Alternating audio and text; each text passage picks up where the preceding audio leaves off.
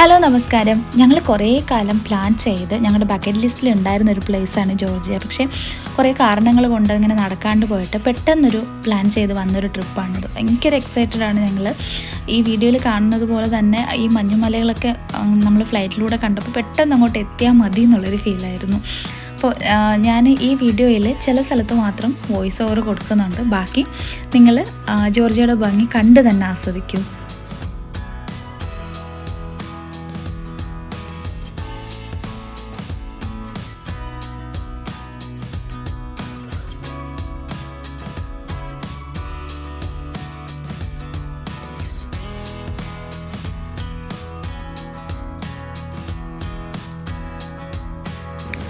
അബുദാബിയിൽ നിന്ന് വെളുപ്പിനെ ഫ്ലൈറ്റ് കയറി കുട്ടീസിൽ ഞങ്ങൾ രാവിലെ എത്തിച്ചേർന്നു. എയർപോർട്ടിന് ഉള്ളിലെ വീഡിയോസൊക്കെ ഞാൻ സെക്യൂരിറ്റി ഇഷ്യൂസ് വിചാരിച്ചിട്ട് ഷൂട്ട് ചെയ്തിരുന്നില്ല. പിന്നെ ഞങ്ങൾ അവിടെ നിന്ന് തിരിക്കുന്നതിന് മുന്നേ ഡോളേഴ്സ് കയ്യിൽ കരുതിയിരുന്നു. യാത്ര ചെയ്യുമ്പോൾ ഡോളേഴ്സ് ഓരോ ഫാമിലിയുടെ കയ്യിലുണ്ടാവണം എന്ന് വെച്ചിട്ട് റൂൾ ഉണ്ടായിരുന്നു. സോ ആ ഡോളേഴ്സിന് ഞങ്ങൾ ഇവിടെ എത്തിയതിന് ശേഷം ഇവിടുത്തെ കറൻസിയായ ജെൽ അല്ലെങ്കിൽ ലാറി എന്ന് പറയും, അതിലേക്ക് ഞങ്ങൾ എക്സ്ചേഞ്ച് ചെയ്തു. ഇതിപ്പോൾ നിങ്ങൾ കാണുന്നത് ഞങ്ങൾ എയർപോർട്ടിൽ നിന്ന് പുറത്തേക്ക് പോകുന്ന വ്യൂ ആണ്. ഞങ്ങൾ വണ്ടിയിലോട്ട് വന്ന് കയറുന്നതൊന്നും എടുക്കാൻ പറ്റിയില്ല, കാരണം കുറച്ച് നായ്ക്കളാണ്.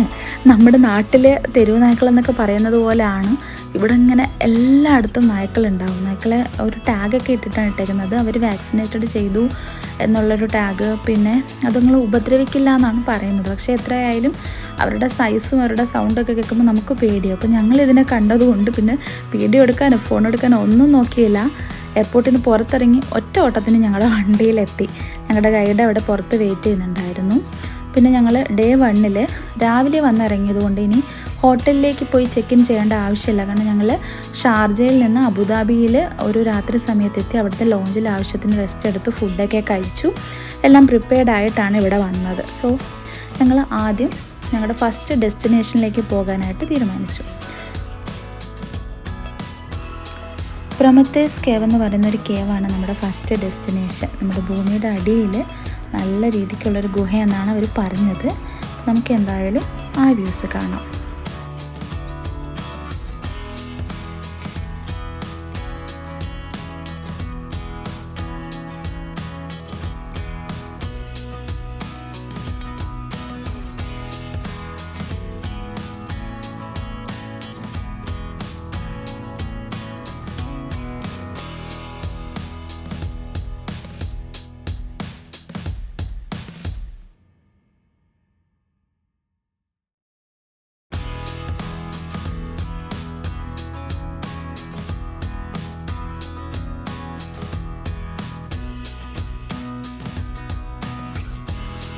കുറച്ച് ഹരിതാഭയും പച്ചപ്പൊക്കെ ഇഷ്ടപ്പെടുന്നവർക്ക് ഈ വ്യൂസൊക്കെ ഭയങ്കരമായിട്ട് ഇഷ്ടമാണ്. കാരണം എങ്ങോട്ട് നോക്കിയാലും നല്ല പച്ചപ്പും മരങ്ങളും ഒക്കെ ആയിരുന്നു. ഞങ്ങൾക്ക് ഇതിൻ്റെ കൂടെ തന്നെ ബോട്ടിങ്ങിനൊക്കെ പ്ലാൻ ഉണ്ടായിരുന്നു. പക്ഷേ ഞങ്ങൾ എത്തുന്നതിന് ഒരു 2 ദിവസം മുന്നേ അവിടെ എല്ലാം മഴയായിട്ട് റിവേഴ്സൊക്കെ നല്ല വെള്ളം ഒഴുക്കോട് കൂടിയുള്ളത് കൊണ്ട് ഞങ്ങളുടെ ഗൈഡ് പറഞ്ഞു ബോട്ടിങ്ങിന് പോകാൻ പറ്റത്തില്ല. ബോട്ടിങ് ആക്ടിവിറ്റീസൊക്കെ അവിടെ സ്റ്റോപ്പ് ചെയ്തിട്ടുണ്ടായിരുന്നു. സോ ഞങ്ങൾക്ക് അത് പോകാൻ പറ്റിയില്ല.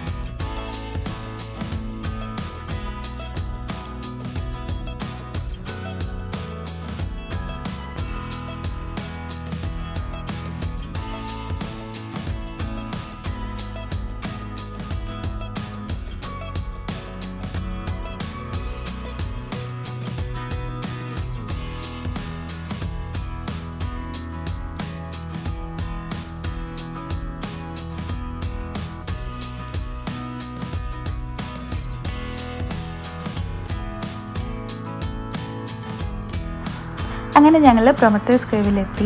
ഇത് 1984 കണ്ടുപിടിച്ചൊരു ഗുഹയാണ്. ഞങ്ങൾ എത്തുമ്പോഴത്തേക്കും മഴയൊന്നും ഉണ്ടായില്ല, എയർപോർട്ടിൽ നിന്ന് മഴയൊന്നും ഉണ്ടായില്ല. പക്ഷേ റോഡിൽ അവിടെ ഇവിടെ ആയിട്ട് മുന്നേ പെയ്ത മഴയുടെ വെള്ളമൊക്കെ ഇങ്ങനെ കിടക്കുന്നുണ്ടായിരുന്നു. പിന്നെ അവിടെ ഓപ്പൺ ആയിരുന്നില്ല ഞങ്ങൾ എത്തുന്ന സമയത്ത്. ഞങ്ങൾ ടിക്കറ്റ് എടുത്തിട്ട് വെയിറ്റ് ചെയ്തു. ആ സമയത്ത് പിള്ളേർ അവിടെയൊക്കെ ഓടിക്കളിച്ചു. ഞങ്ങൾ റെസ്റ്റ് റൂമൊക്കെ പോയി നല്ലതായിട്ടൊന്ന് ഫ്രഷായി അവിടെ കുറച്ച് നേരം ഇരുന്നു.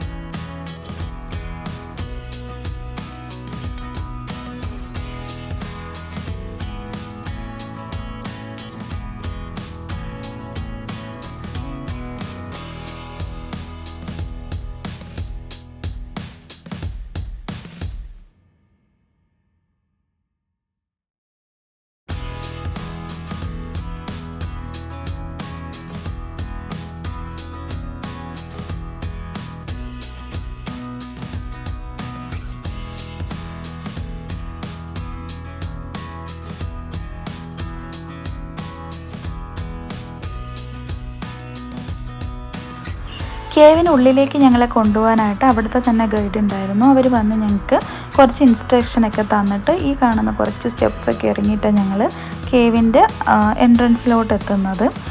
കേവിനുള്ളിൽ നമുക്ക് കാണാം കുറേ വെള്ളത്തുള്ളികളൊക്കെ ഇങ്ങനെ വീഴുന്നതും, പിന്നെ ഈ വെള്ളമൊക്കെ വീണിട്ട് പല പല രൂപത്തിലിങ്ങനെ പാറകളൊക്കെ ഇരിക്കുന്നതും, പല പല ലൈറ്റ്സൊക്കെ ഇട്ടിട്ട് ഇവരിങ്ങനെ സെറ്റ് ചെയ്ത് വെച്ചിട്ടുണ്ട് ഓരോ സെക്ഷൻസൊക്കെ ആയിട്ട്. ഞങ്ങൾ സ്റ്റേഴ്സൊക്കെ ഇറങ്ങി ഇപ്പോൾ കേവിലേക്ക് കടക്കാനായിട്ട് പോവുകയാണ്. ഇതാണ് കേവിലോട്ടുള്ള ഫസ്റ്റ് എൻട്രി എന്ന് പറയുന്നത്.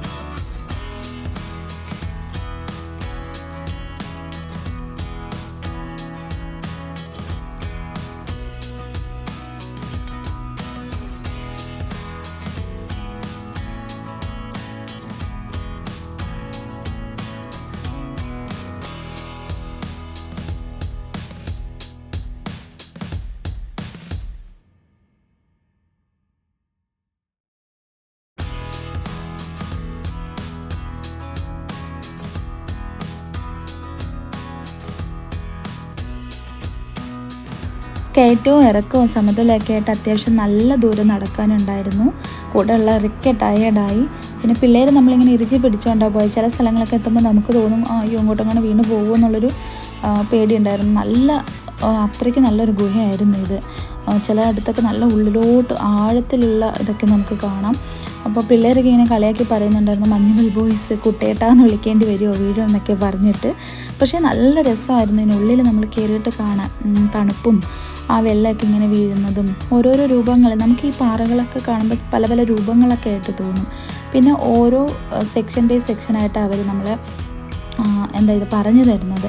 ചില ഏരിയയിലെത്തുമ്പോൾ പറയും ഇവിടെ ഇന്ന ഒരു പ്രത്യേകത ഉണ്ടായിരുന്നു, ഇവിടെ കല്യാണങ്ങൾ നടത്താൻ വേണ്ടിയിട്ടായിരുന്നു വെച്ചിരുന്നത്. അങ്ങനെ ഓരോരോ ഇതായിട്ട് അവരവിടെ ലൈറ്റ്സൊക്കെ ഇട്ടിട്ട് ലാസ്റ്റ് പോകുമ്പോൾ ഒരു ലൈറ്റ് ഷോ ഒക്കെ വെച്ചിട്ട് കാണിക്കുന്നുണ്ടായിരുന്നു.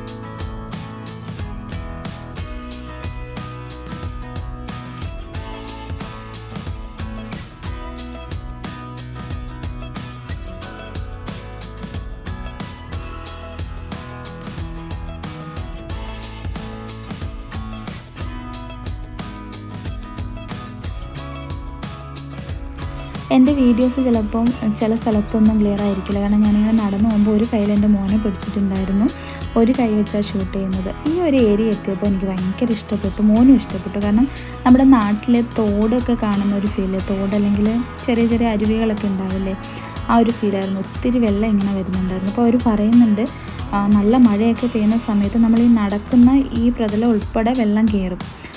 പിന്നെ ഇവിടെ ബോട്ടിങ് ആക്ടിവിറ്റി ഉണ്ടായിരുന്നു, പക്ഷേ അവിടെ എന്തോ റെനോവേഷനൊക്കെ നടക്കുന്നതുകൊണ്ട് ഇപ്പോൾ അത് അവൈലബിൾ ആയിട്ടില്ലായിരുന്നു.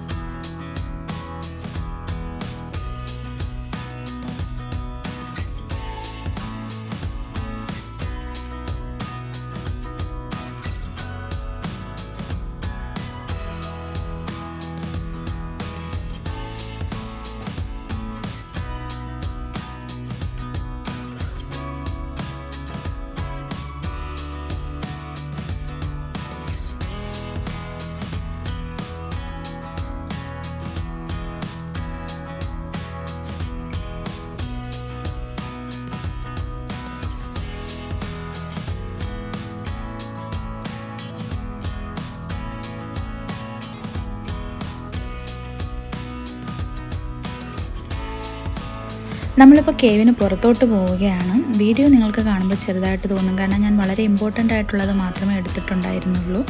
പക്ഷേ ഞങ്ങൾ നല്ലൊരു ടൈം ഇതിനുള്ളിൽ സ്പെൻഡ് ചെയ്ത് ഏകദേശം ഒരു 1.5 കിലോമീറ്റർ എന്തോ നടന്നിട്ടുണ്ട്. ഞങ്ങൾ കേവിന് പുറത്ത് എത്തിയപ്പോഴത്തേക്കും ചാറ്റൽ മഴ ഉണ്ടായിരുന്നു. ഞങ്ങളെ കൊണ്ടുപോകാനുള്ള വണ്ടി അവിടെ ഉണ്ടായിരുന്നു. ആ വണ്ടിയിൽ കയറി ഞങ്ങൾ അടുത്ത സ്ഥലത്തെത്തി. അവിടെ നിന്ന് ഞങ്ങളുടെ ഗൈഡിൻ്റെ കൂട്ടത്തിലാണ് പിന്നീട് മുന്നോട്ട് പോയത്.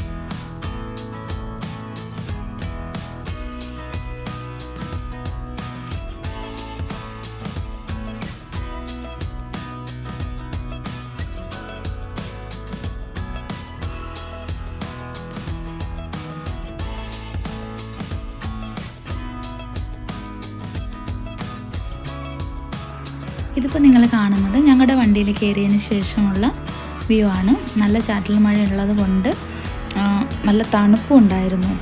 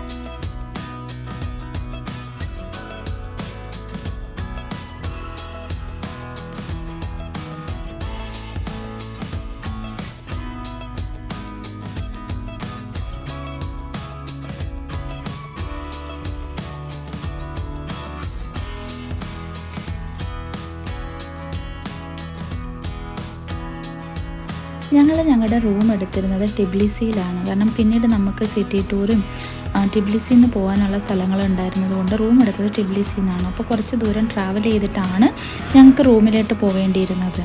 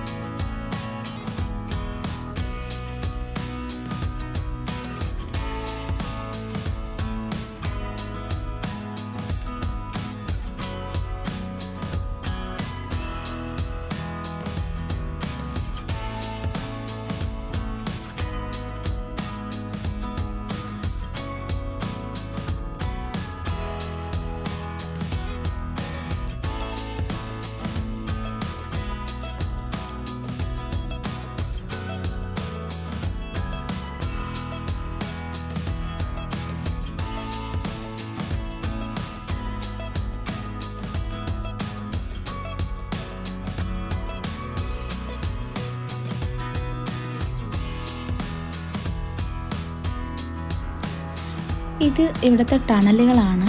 ഒരു 7-8 ടണലുകളും ഉണ്ടായിരുന്നു. ഞങ്ങൾ അത് കഴിഞ്ഞിട്ടാണ് മുന്നോട്ട് പോയത്.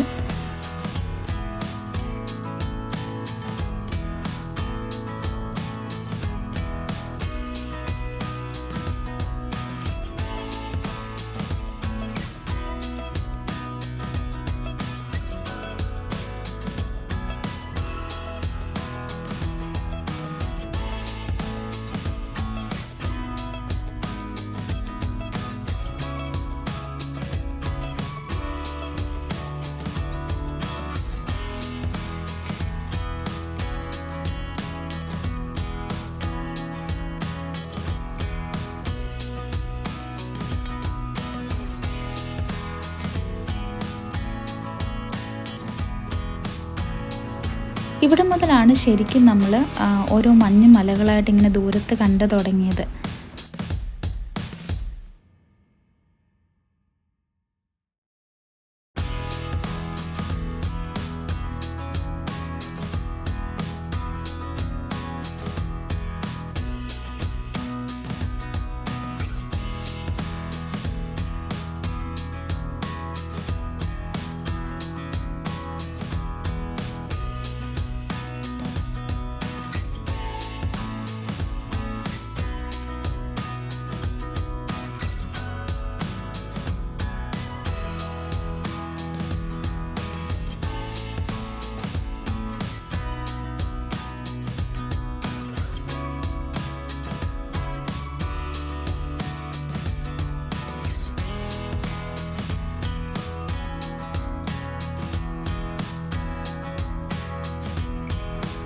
ഈ സ്നോ ഒക്കെ ഇങ്ങനെ അടുത്തടുത്ത് വന്നപ്പോൾ നമുക്ക് എല്ലാവർക്കും ഇറങ്ങണം എന്നുള്ളൊരു ഫീലാണ്. ഭയങ്കര ബ്യൂട്ടിഫുള്ളാണ്. നമ്മൾ വീഡിയോയിൽ കാണുന്നതിനെക്കാട്ടിയും നേരിട്ട് കാണുമ്പോൾ ഒരു വല്ലാത്തൊരു ഫീലാണ്. നമ്മൾ പോകുന്ന വഴിയാണ്. നല്ല മഞ്ഞും പിന്നെ നമുക്ക് ഭയങ്കര കാറ്റും മഴയും ഉണ്ടായിരുന്നത് കൊണ്ട് ഭയങ്കര തണുപ്പായിരുന്നു.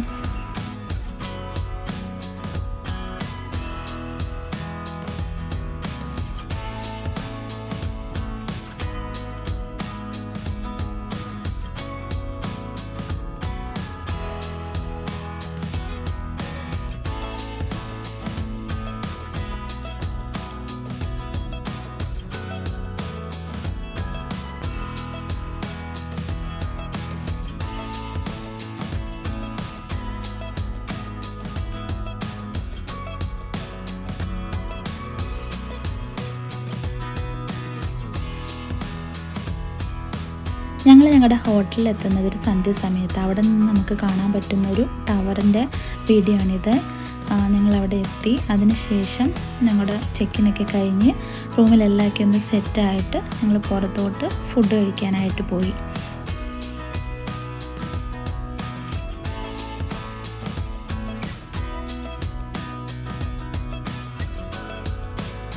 ശരിക്കും ടയേർഡായിരുന്നു. അതുകൊണ്ട് എല്ലാവർക്കും സെറ്റൊക്കെ ആക്കി ഒന്ന് ഫ്രഷ് ആയതിനു ശേഷമാണ് ഞാൻ ഈ റൂമിൻ്റെ വീഡിയോ എടുക്കുന്നത്.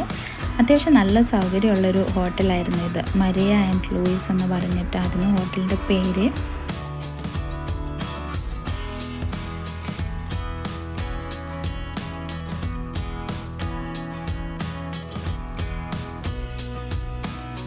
ഞങ്ങളുടെ റൂമിൽ നിന്ന് നോക്കുമ്പോൾ ബാൽക്കണിയിൽ നിന്ന് ഒരു സൈഡിൽ നമുക്ക് ഈ ടവർ കാണാമായിരുന്നു. അതുപോലെ ഒരു സൈഡിൽ ഇവിടുത്തെ ഫേമസ് ആയിട്ടുള്ളൊരു ചർച്ച് ഉണ്ടായിരുന്നു. ഈ രണ്ട് പ്ലേസിൽ നമ്മൾ അടുത്ത ദിവസങ്ങളിലായിട്ട് പോകും എന്ന് ഗൈഡ് പറഞ്ഞിരുന്നു. അപ്പം നമ്മൾ എല്ലാം ഒന്ന് സെറ്റിലായതിന് ശേഷം പുറത്തേക്ക് ഫുഡ് കഴിക്കാനായിട്ട് ഇറങ്ങി.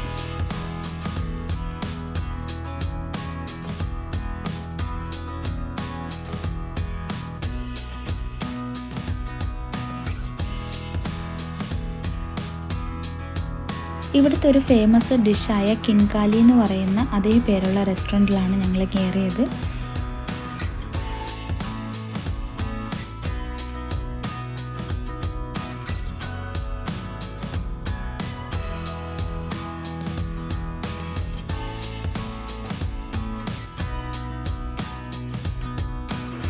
ഞാൻ പിന്നെ നമ്മുടെ ഫുഡിൻ്റെ വീഡിയോസും പിക്ചേഴ്സൊന്നും എടുത്തില്ല. കാരണം കുട്ടികളൊക്കെ ഉണ്ടായിരുന്നു, അവരെല്ലാം നല്ല വിശന്നായിരുന്നു. അപ്പോൾ ഫുഡ് വന്ന ഉടനെ അവർക്കെല്ലാം കൊടുത്ത് നമ്മളും കഴിക്കാനാണ് നോക്കിയത്. കിങ്കാലിയുടെ ഫോട്ടോ കൂടി എൻ്റെ കയ്യിലില്ല. അടുത്ത് നിങ്ങൾ കാണുന്നത് അവിടുത്തെ ഒരു സ്പെഷ്യൽ ഡിഷാണ്. നമ്മുടെ മുന്തിരിയുടെ ഇലയിൽ പൊതിഞ്ഞിട്ട് റൈസും ചിക്കനും ഒക്കെ ആയിട്ട് വരുന്നൊരു ഡിഷ്. ചിക്കനോ ബീഫോ എന്തോ ആയിട്ട് വരുന്നത്. അപ്പോൾ നമ്മുടെ ഡേ 1 ഇവിടെ കഴിഞ്ഞു. പിന്നെ നമ്മൾ റൂമിൽ വന്നിട്ട് എല്ലാവരും കൂടെ കുറച്ച് ക്വാളിറ്റി ടൈം സ്പെൻഡ് ചെയ്തു. പാതിരാത്രി ആയപ്പോൾ കിടന്നുറങ്ങി. ഇനി നമുക്ക് ഡേ 2 വീഡിയോ കാണാം.